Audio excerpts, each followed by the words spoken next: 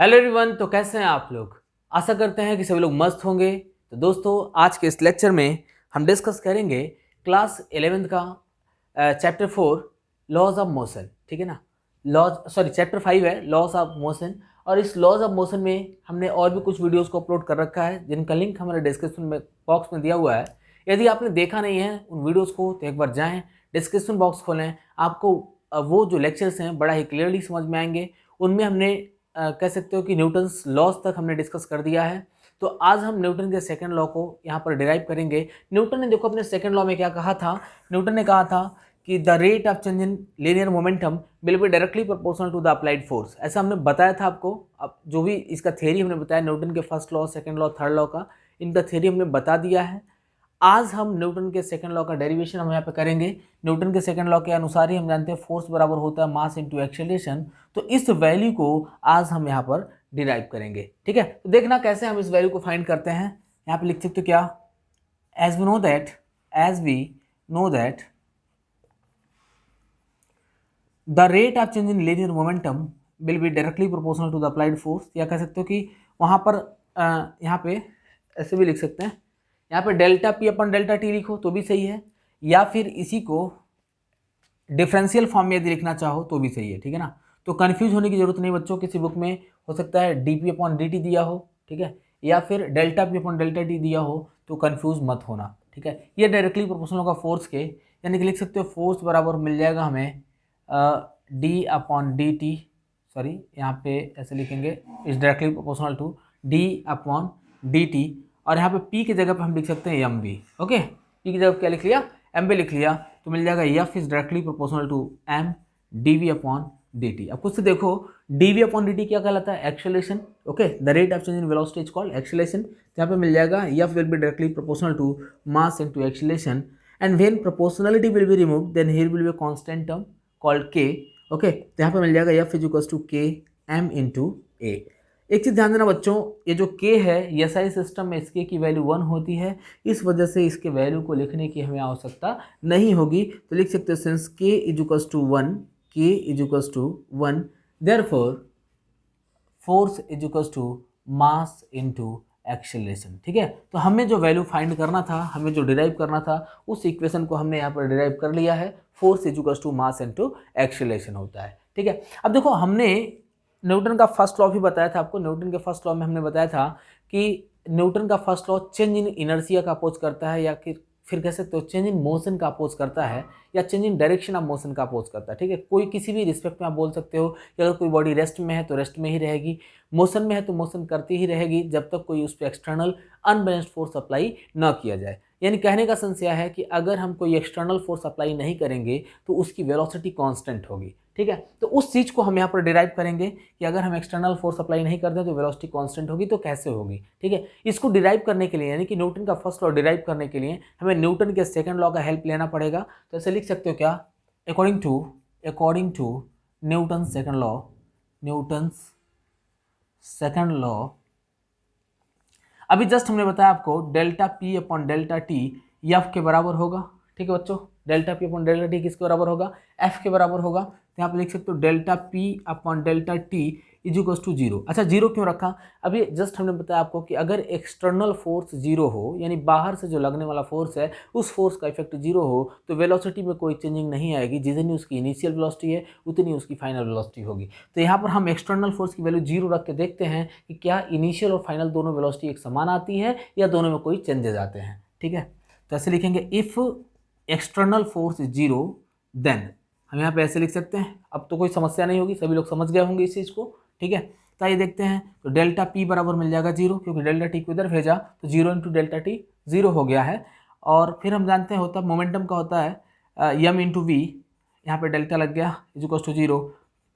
मास को बाहर निकालो बच्चों, तो delta V equal to zero, mass को भी इस साइड भेज दिया तो delta V equal to zero मिला। और हमें यही फाइंड करना था कि चेंज इन वेलोसिटी जीरो आएगी, जो कि हमने यहाँ पे फाइंड कर लिया है। देखो यहाँ पे चेंज इन वेलोसिटी क्या है, जीरो। डेल्टा लगने का मतलब कि यहाँ पे एक फाइनल वेलोसिटी होगी और दूसरी इनिशियल वेलोसिटी, और यहाँ पे जब दोनों का डिफरेंस हमने निकाला तो जीरो आ गया। मीन्स कह सकते हो v will be equal to u, यानी फाइनल वेलोसिटी उतनी ही होगी जितनी की इनिशियल वेलोसिटी होगी। तो यहाँ पर हमने न्यूटन के फर्स्ट लॉ को भी हमने डिराइव कर लिया है। ये क्या है, डेरिवेशन ऑफ फर्स्ट लॉ, ठीक है ना। न्यूटन के फर्स्ट लॉ को हमने यहाँ पे डिराइव कर लिया with the help of Newton's second law, ठीक है। अगर तुम चाहो तो न्यूटन के सेकंड लॉ से ही न्यूटन के थर्ड लॉ को भी डिराइव कर सकते हो, यानी कि न्यूटन के फर्स्ट लॉ को और न्यूटन के थर्ड लॉ को डिराइव करने के लिए जो हमारा बेस है वह बेस किसको लिया जाता है, न्यूटन के सेकंड लॉ को लिया जाता है। तो यहाँ पर देखिएगा Newton's third law, Newton's third law को कैसे डिराइव करेंगे, ऐसे लिखोगे क्या, देखो यहाँ पे क्या करते हैं, एक हम मास लेते हैं जिसका वैल्यू m1 है जो कि u1 वेलोसिटी से मूव करते हुए जा रही है, ओके। एक दूसरा मास लेते हैं जो कि m2 है, ये u2 वेलोसिटी से मूव करते हुए जा रहा है। दोनों मासेस एक दूसरे से टकरा गए किसी एक पॉइंट पर, तो इसका मास m1 इसका मास m2 है, और दोनों में कह सकते हो जो पहली बॉडी होगी, पहली बॉडी दूसरे पे कुछ फोर्स लगाएगी, यानी इधर फोर्स लग गया F21 हमने इसको कह दिया। F21 क्यों बोला, क्योंकि force on second body due to first body, और यहाँ पे इधर जो फोर्स लगा इसको हमने कहा F12, इसको F12 क्यों बोला, force on first body due to second body, ठीक है ना। अब देखो यहाँ पर फिर दोनों की वेलोसिटी चेंज हो जाएगी, पहले बॉडी का जो मास m1 है इसकी वेलोसिटी हो गई v1, और जो बॉडी का मास m2 है इसकी वेलोसिटी हो गई v2, ठीक है ना। यहाँ तक तो सभी को क्लियर होगा, कोई समस्या नहीं होगी। तो देखिएगा दोनों के मोमेंटम में कुछ चेंजिंग आ गई है, इसका मोमेंटम m1 v1 और पहले का मोमेंटम क्या था, m1 u1 था, तो देखो इन दोनों में कुछ चेंजिंग आ गई। वैसे अगर इन दोनों का कंपेयर करो तो पहले m2 u2 था, अब अभी मोमेंटम क्या है, m2 v2 है, तो ऐसे लिख सकते हो here delta p1 upon delta t1 is equals to f लिख सकते हो, ठीक है, f12 कह दिया इसको, and delta P2 upon delta T2 is equals to हमने बोला इसको हमने कह दिया F21 कह दिया है, ठीक है। अब देखो हमें प्रूव क्या करना है, हमें प्रूव यही करना है, सॉरी यहाँ पे टाइम का वैल्यू एक ही रखो। टाइम का वैल्यू एक ही क्यों रखा, क्योंकि दोनों जो कोलिजन हो रहा है, जो बॉडी कोलाइड कर रही है एक दूसरे से, कह सकते हैं आपकी सिमिलर टाइम में कोलाइड कर रही है, इसलिए दोनों का जो टाइम है, टाइम हमने एक ही रखा है, डेल्टा टी, ठीक है। ये हमारा फर्स्ट इक्वेशन हो गया and this is our second equation. हमें क्या प्रूव करना है कि F12 और F21 दोनों एक बराबर हैं, लेकिन एक दूसरे के अपोजिट डायरेक्शन में हैं, यानी हमें प्रूव करना होगा F12 will be equals to negative sign of F21, ठीक है। देखिएगा हम इसे कैसे प्रूव करते हैं, यहाँ पर लिखोगे क्या, according to law of conservation of linear momentum,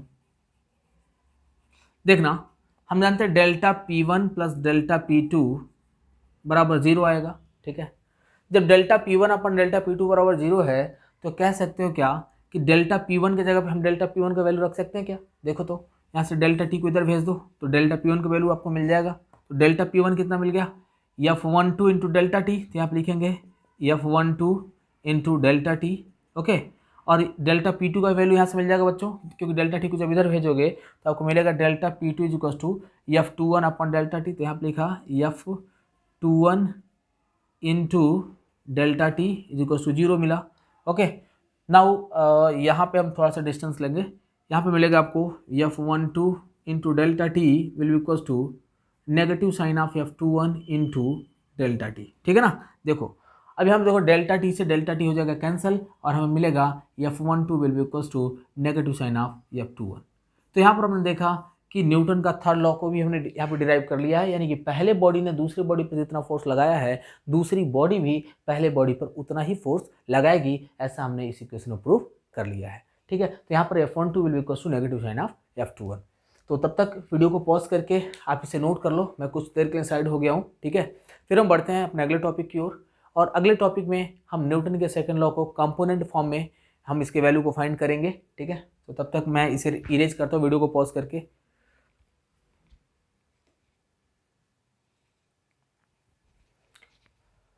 तो आइए देखते हैं Newton's law in component form, okay. यहाँ पर हमने कंसिडर किया, लेट अस कंसिडर हमने यहाँ पर एक फोर्स कंसिडर कर लिया, जो फोर्स है फोर्स को हमने कंपोनेंट फॉर्म में लिया हुआ है। तो vector f is equal to में मान लिया F1 i cap plus F2 j cap plus F3 k cap. हो सकता है कि आपके बुक में लिखा हो Fx I cap, Fy J cap and Fz के कैप, तो आप चाहो तो उस फॉर्म में भी लिख सकते हो इसको। इसको F1 के बजाय चाहे तो Fx आई कैप लिख सकते हैं, F2 के बजाय चाहे तो क्या लिख सकते हैं Fy J cap, and this can be right here Fz के कैप, ठीक है। एंड दूसरा हम मोमेंटम को भी कंपोनेंट फॉर्म में लेते हैं, तो इसको हमने लिया P। अगर यहाँ पे एक चीज़ ध्यान रखना होगा तुम्हें, अगर यहाँ पे x रखना तो इधर भी x रखना होगा, यहाँ पे 1 लिखे हो तो इधर भी 1 ही लिखना, ताकि सारे एक टर्म में आएंगे, ठीक है ना। तो आपको मिल जाएगा Px आई कैप प्लस Py जे कैप प्लस Pz के कैप, ठीक है ना। यहाँ पर देखो ये जो आई जे के जो है, आई कैप दर्शा रहा है x एक्सिस के डायरेक्शन को, जे कैप दर्शा रहा है y एक्सिस के डायरेक्शन को, एंड के किसको दर्शा रहा है z एक्सिस के डायरेक्शन को, ठीक है ना। एंड यहाँ पे एक और टर्म हमें लेना होगा कंपोनेंट फॉर्म में, एक्सेलरेशन, क्योंकि हम जानते हैं फोर्स बराबर देखो क्या होता है delta p upon delta T होगा। तो पहला तो फोर्स आएगा, दूसरा मोमेंटम आएगा, और तीसरा हम इसका वैल्यू फाइनली जो वैल्यू कैलकुलेट करेंगे तो आएगा एक्सेलरेशन, ठीक है ना।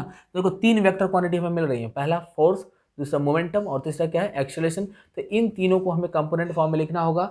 जो स्केलर क्वांटिटी यानी मास क्या है स्केलर क्वांटिटी, इसे कंपोनेंट फॉर्म में लिखने की आवश्यकता नहीं है, क्योंकि हम किसी स्केलर वैल्यू को कंपोनेंट फॉर्म में नहीं लिखते हैं, ठीक है। तो एक्सेलरेशन इक्वल टू देखना क्या लिख लेंगे हम, ये ax आई कैप प्लस ay जे कैप प्लस az के कैप, ओके। तो बच्चों इतना समझ गए होगे कंपोनेंट फॉर्म में इसे कैसे लिखते हैं। अब आइए देखते हैं, now according to Newton second law, ठीक है ना।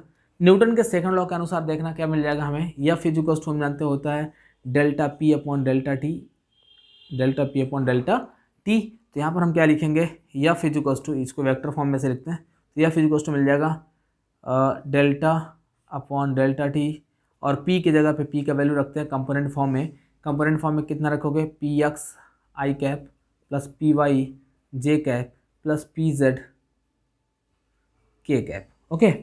अब देखो सभी में मास का जो वैल्यू होगा वो एक समान होगा, तो डिफरेंट क्या होगा, डिफरेंट होगा बच्चों इसमें कह सकते हो कि वेलोसिटी डिफरेंस होगा। यहाँ पे Vx होगा, यहाँ पे Vy होगा, और यहाँ पे Vz होगा, ठीक है ना। देखो यहाँ पे हम कैसे लिखेंगे, F इक्वल्स टू मिलेगा, F को भी चलो वेक्टर फॉर्म उसमें कंपोनेंट फॉर्म वाला वैल्यू यहाँ पे पुट कर दो, मिल जाएगा आपको Fx आई कैप प्लस Fy जे कैप प्लस Fz के cap, okay.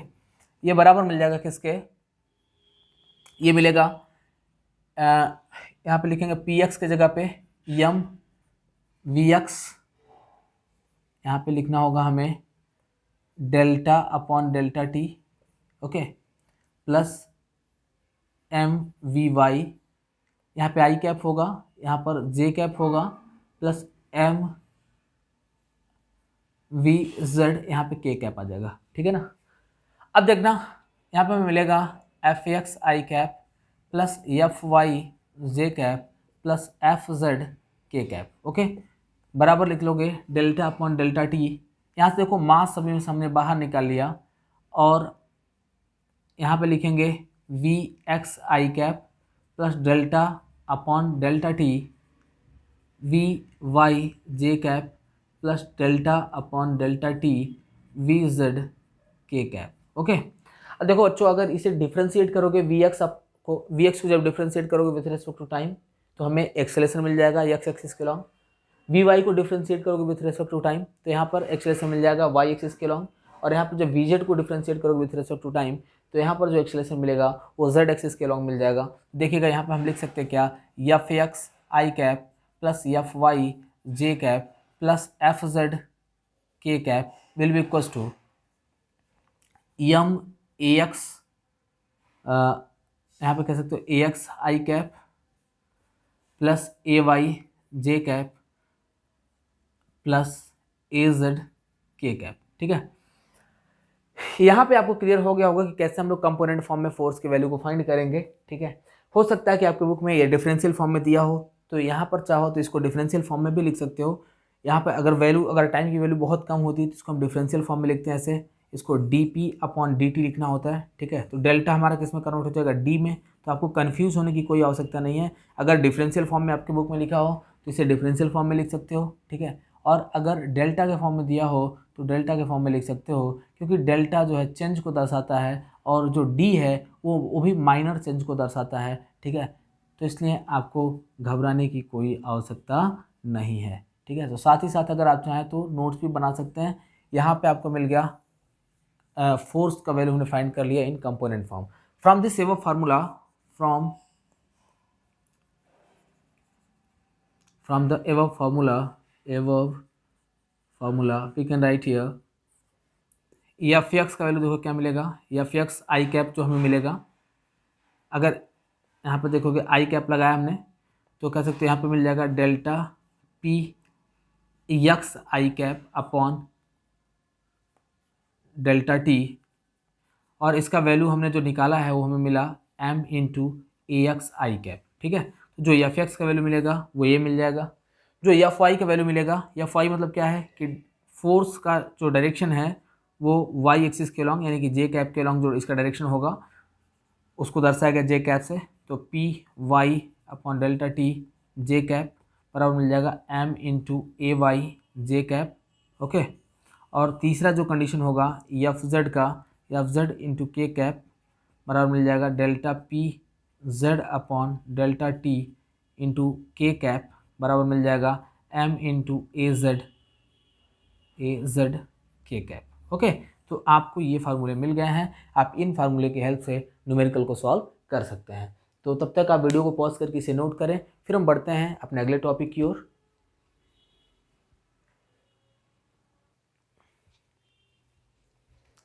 Our next topic is impulse, ठीक है। तो समझते हैं कि इम्पल्स क्या होता है। इम्पल्स को जनरली हम जे से रिप्रेजेंट करते हैं, ठीक है ना। देखो इम्पल्स क्या होता है इस पर चर्चा करते हैं। The product of force and time is called impulse, okay. The product of force and time is called impulse.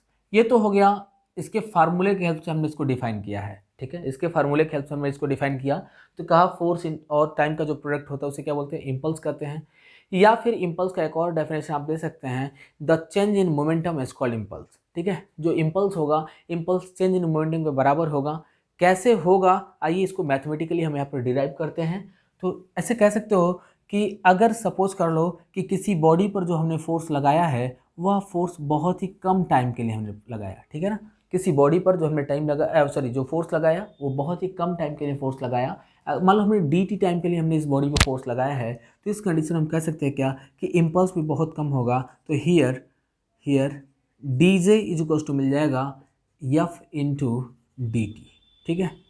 दोनों साइड को जब हम इंटीग्रेट करेंगे तो हमें टोटल इम्पल्स पता चल जाएगा। तो ऐसे लिखोगे on integrating both side from T का वैल्यू T1 से T2 तक, ठीक है ना। और यहाँ पर देखो dj को जब हम इंटीग्रेट करेंगे तो j मिल गया will be equals to integral of f into d t, कहाँ से कहाँ तक, T1 से T2 तक, ठीक है। देखोगे यहाँ पे तो जे इक्वल्स टू मिल जाएगा एफ को बाहर हमने निकाल लिया, dt को हमें इंटीग्रेट करना होगा और यहाँ पे लिमिट दिया हुआ है T1 से T2 तक। तो लिखोगे j is equals to f into t, कहाँ से कहाँ तक, T1 से T2 तक, ठीक है। अब आगे देखना बच्चों, इसे कैसे डिराइव करेंगे आगे के इक्वेशन को। तो मिलेगा j is equals to f, इस t के जगह पे देखना पहले हम T2 रखेंगे तो यहाँ पे लिख लिया T2 माइनस फिर T1 रखेंगे तो T1 हो गया, यानी हमें मिला j is equals to f into t, और यहाँ पे मिल जाएगा T2 minus F into T1, ठीक है। एक चीज़ ध्यान देना आप लोग कि फोर्स इंटू टाइम टेकन ये मोमेंटम कहलाता है। तो कह सकते हैं क्या, j is equals to final momentum minus initial momentum, ठीक है। देखो जो इम्पल्स होता है, इम्पल्स एक वेक्टर क्वांटिटी होता है। इम्पल्स का एसआई यूनिट देखिएगा क्या होता है, फोर्स का एसआई यूनिट होगा न्यूटन और टाइम का होगा सेकंड, तो कह सकते हैं न्यूटन सेकंड हमारे इम्पल्स का एसआई यूनिट हो जाएगा। इसका डायमेंशनल फार्मूला देखना क्या होगा, डायमेंशनल फार्मूला ऑफ इम्पल्स मिलेगा आपको। देखो फोर्स का जो डायमेंशनल फार्मूला आता है वो होगा mL/-2, टाइम का फार्मूला होता है t, तो कुल मिला के हमें मिल जाएगा mL/-1, ठीक है ना। तो ये हमें मिल गया डायमेंशनल फार्मूला फॉर इम्पल्स। तो दोस्तों वीडियो को पॉज करके आप इसे नोट कर लो। अगला इसके बाद वाला जो टॉपिक है वो हम डिस्कस करेंगे अपने अगले वीडियो में। तब तक के लिए विदा लेंगे। यकीनन आपको आज का लेक्चर बहुत ही बेहतरीन तरीके से समझ में आया होगा, और अगर आपको हमारा वीडियो पसंद आया तो इस वीडियो को लाइक करें, हमारे चैनल को सब्सक्राइब करें और ज़्यादा से ज़्यादा अपने दोस्तों को शेयर करें, ताकि जिन्हें भी हमारे लेक्चर्स की ज़रूरत हो या जो भी ज़रूरतमंद हो उन्हें हमारे लेक्चर से लाभ मिल सके। तो तब तक के लिए विदा लेंगे दोस्तों, और आपसे मिलेंगे अगली वीडियो में एक न्यू कंटेंट के साथ और एक नए एनर्जी के साथ। तो तब तक के लिए विदा लेते हैं। जय हिंद दोस्तों।